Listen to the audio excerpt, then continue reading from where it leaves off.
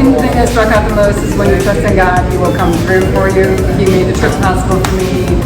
From the thought of going to everything about it, the hiking in, which I was nervous about, worked out perfect. I got pushed out of my comfort zone, but don't tell Janet. I had to speak, and I watched some eyes and hearts open. Well, for me, I can tell you for sure what it stood out the most. Anytime we pray for anything, weather, construction, any situation, and while being there, I mean, it was responded like right there. It was just right on point, right at time. We did not need that rain, and it stopped. We needed that rain, and it started to rain. I mean, it was great. Before the trip, I was very scared to talk to people. My intentions were never to go in and share the gospel, just because I guess I was very scared to.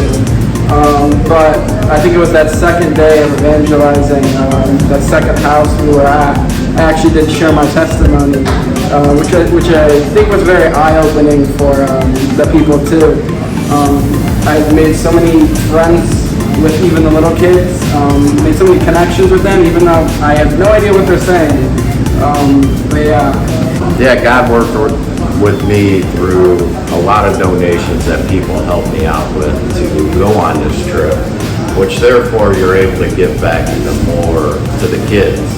And not only through the kids, I've worked, a lot with them, and they help my lifestyle change and learn through these kids, such as this fine gentleman that is standing next to me. I learned a lot from him already this weekend. So as an adult, sometimes you have to listen to what these kids are telling us because God speaks through them also. So I think what God showed me was how simple the Nobu Indians' life is. I mean, I think we walked around and we never saw alarm clock.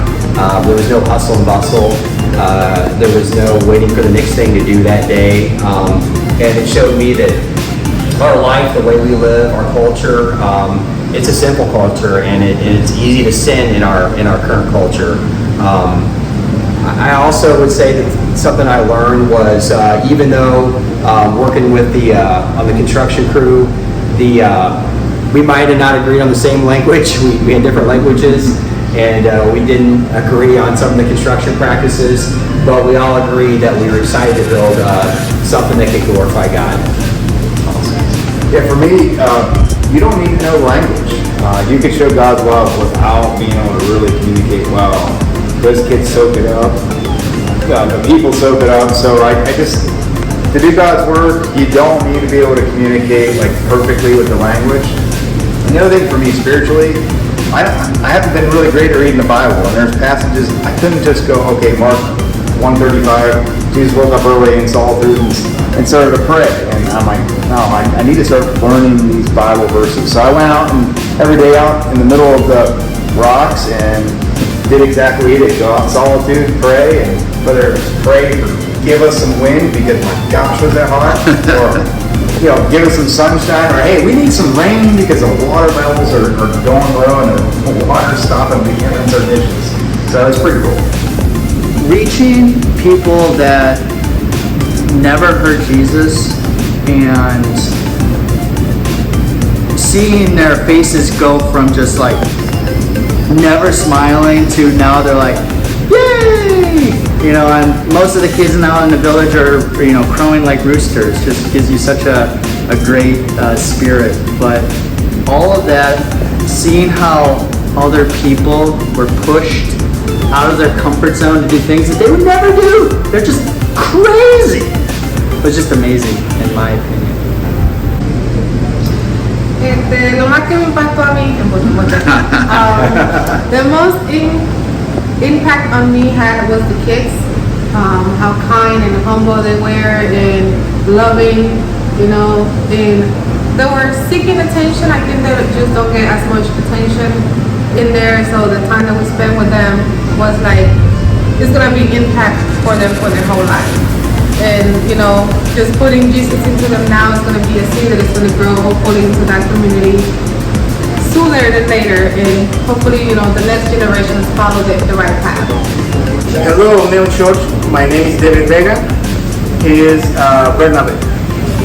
Mi nombre es Bernabé My name is Bernabe.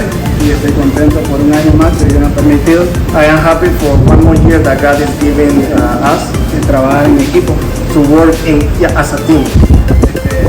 Actualmente llevo 2 años trabajando en Manchula. I already have 2 years working specific in Manchuela, Manchula, Los Santos y Tolote. in Manchuelas, Los Santos y Tolote. Y ha sido de gran bendición para mí. It's been a real bless for me working in this area. Y también el apoyo de los hermanos de Estados Unidos. And the support of all our brothers in United States and in Panama. Y también que el Evangelio se ha expandido en muchos lugares donde no ha alcanzado alma para Cristo. And the gospel is going to these places that they are not hear the gospel, and we are expanding the church, God church in those places. God bless you. She is my wife, Cynthia. Hola, hola, saludos desde Panamá. Hello, blessings from Panama. Mi nombre es Cintia My name is Cynthia. y soy la encargada de alimentar a todo el equipo. I am the one that is charged of give food all the team. Los esperamos algún día. We hope that you come one day. So my name is David. We have a ministry that is founded from my parents around 25 years ago. We've been working in Panama for almost 20 years in this country, working mainly with the Nove people.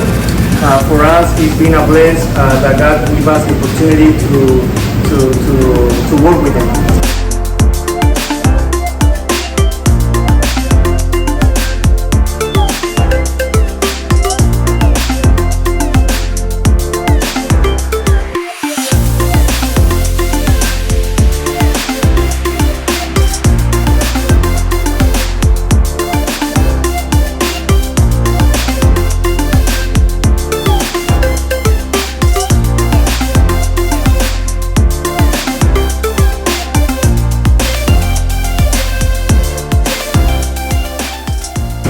So thank you so much for the support. Thank you so much for your prayers.